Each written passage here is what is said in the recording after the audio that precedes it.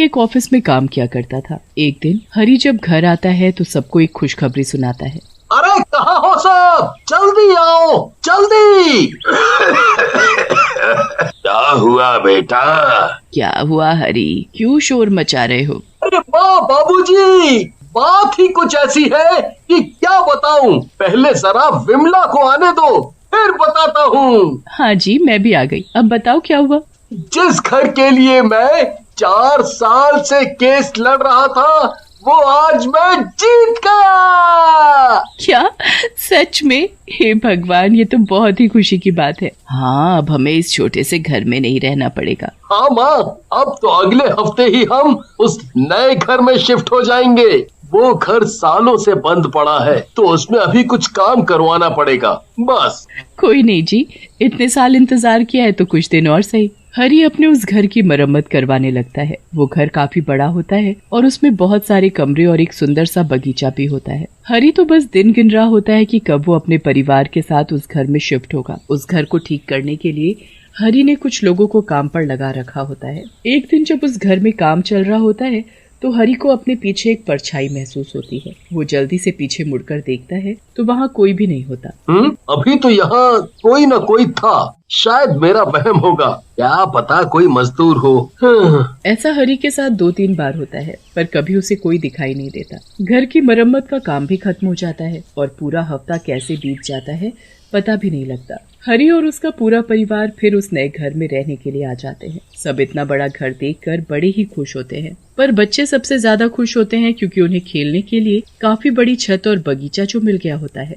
ये घर सच में बड़ा ही सुंदर है, पर इतने बड़े घर में मुझे एक काम वाली तो चाहिए ही होगी। हाँ हाँ, मैंने पहले ही एक काम वाली से बात कर ली है, वो शाम से काम पर आ जाएगी, तुम चिंता मत करो। ठीक है। शाम को शांति नाम की एक काम वाली आती है जिसे बिमला काम पर रख लेती है। बिमला को शांति के आने से काफी आराम मिलता है। एक दिन जब बिमला बगीचे की साफ सफाई कर रही होती है तभी वहाँ एक आदमी आता है। वो आदमी दिखने में कुछ अजीब ही होता है। आप कौन और क्या काम है? जी मैम साहब, मैं शांति का पति हूँ। वो शांति ने बताया था कि आपको एक धोबी की भी जरूरत है, तो इसीलिए मैं आ गया। हाँ, धोबी की तो बहुत ही जरूरत थी। काफी कपड़े हो गए, ऊपर से पर्दे, चादर और जाने क्या क्या। मेरे तो बिल्कुल बस का नहीं है जो मैं इतने कपड़े धो पाऊँ। आपको चिंता करने की जरूरत नहीं है, मैं सब कपड़ा फटाफट धो दूंगा, आप बस मुझे कपड़े लाकर दे दो। ठीक है, मैं अभी लेकर आई। बिमला अंदर से कपड़े लाती है और उन सब कपड़ों की एक गठरी बनाकर उस धोबी को देने लगती है। देखो, कपड़े बिल्कुल अच्छे से चमकने चाहिए। मेरे पति को गंदे कपड़े जरा भी पसंद नहीं है। अरे मेम साहब, आप परेशान ना हो, मैं बहुत अच्छे से कपड़े धोऊंगा।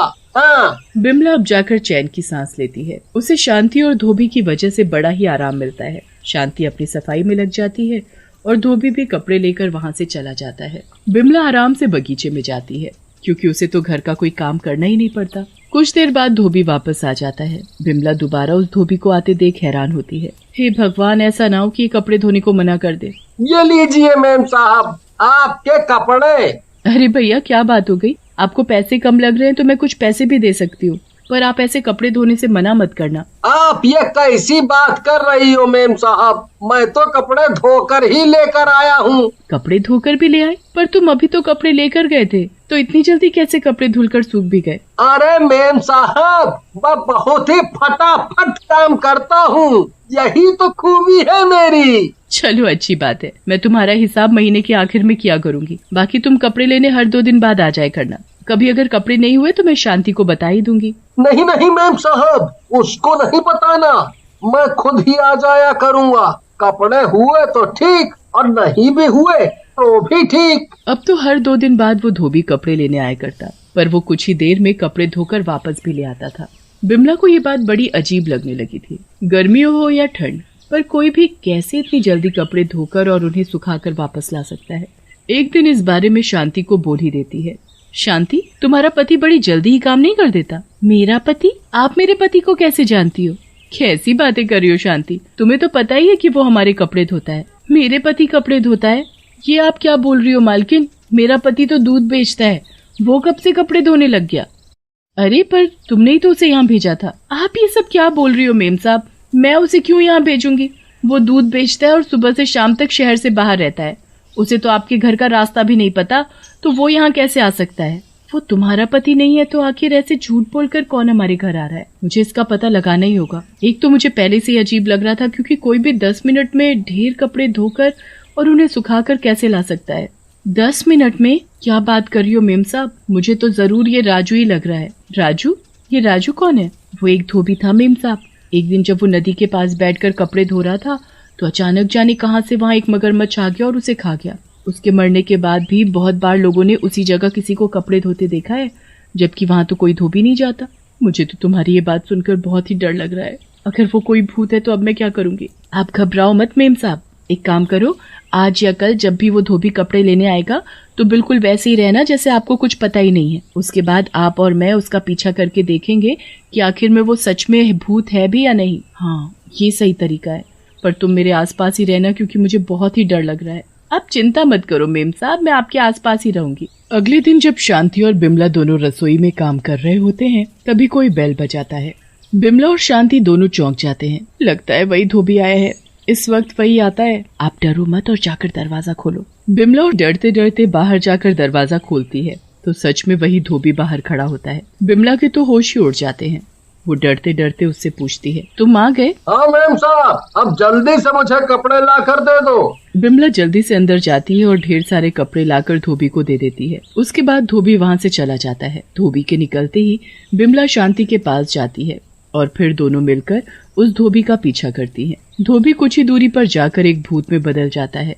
हे भगवान, ये तो सच में भूत ही है। मैंने आपसे कहा था ना मेम साहब कि मुझे वो राजू का भूत ही लग रहा है। देखो मेरी बात सच हो गई। हाँ शांति, ये तो सच में भूत निकला। मुझे तो कभी शक ही नहीं हुआ था। खैर अब हम क्या करें? ये भूत मेरे ही घर क्यों आता है और चाहता क्या है? वो तो हमें इसके पीछे पीछे जाना पड़ेगा, तभी शायद कुछ पता चले। शांति और बिमला दोनों भूत का पीछा करती हुई नदी तक पहुंच जाती है। वहाँ भूत सारे कपड़े लेकर एक किनारे बैठ जाता है और फिर उनको पटक पटक कर धोने लगता है। शांति और बिमला दोनों एक पेड़ के पीछे छिपकर ये सब देख रही होती हैं। बस एक दिन और बाकी है। कल अमावस की रात है।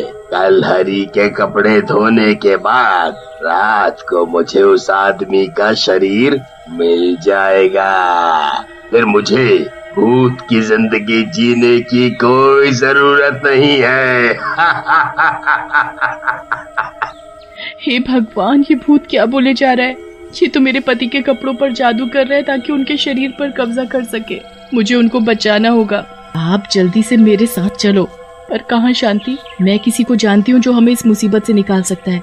चलो अब जल्दी चलो, हमारे पास वक्त नहीं बचा है। शांति बिमला को एक तांत्रिक के पास लेकर जाती है। वो तांत्रिक को सारी बात बताती है।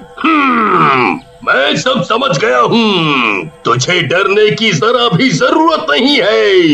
ये ले भभूत, और आज रात जब तेरा पति अपने गंदे कपड़े उतारेगा तो ये उन कपड़ों में छिड़क देना, और फिर जब वो भूत कल तेरे घर आएगा तो वो कपड़े उसे धोने को दे देना। बिमला बिल्कुल वैसा ही करती है। वो घर जाकर अपने पति के गंदे कपड़ों में भभूत छिड़क देती है और बाकी कपड़ों के साथ एक पोटली में बांध देती है। अगले दिन फिर से वही भूत धोबी के भेष में कपड़े लेने आता है। बिमला उसे वो पोटली पकड़ा देती है। फिर वो धोबी का पीछा करने लगती है। धोबी वो पोटली लेकर वही नदी के किनारे जाता है और रात होने का इंतजार करने लगता है। जैसे ही अंधेरा होता है वो भूत उस पोटली को खोलकर उसमें से हरी के कपड़े निकालकर जादू करना शुरू कर देता है। अब मैं इन कपड़ों पर जादू करके इनको पहन लूंगा और फिर हरी के शरीर को अपने वश में कर लूंगा। उसके बाद मेरे पास अपना एक शरीर होगा। भूत जादू करने के बाद जैसे ही उन कपड़ों को पहनता है तो कुछ ही देर बाद उसका शरीर आग की तरह जलने लगता है। भूत बुरी तरह चिल्लाने लगता है। ये क्या हो रहा है? ये क्या हो रहा है? मैं जल क्यों रहा हूँ? ये मुझे क्या हो रहा है? कुछ ही देर में उसका शरीर राख बन जाता है। बिमला खुशी खुशी अपने घर जाती है और अगले दिन शांति को सारी बात बताती है।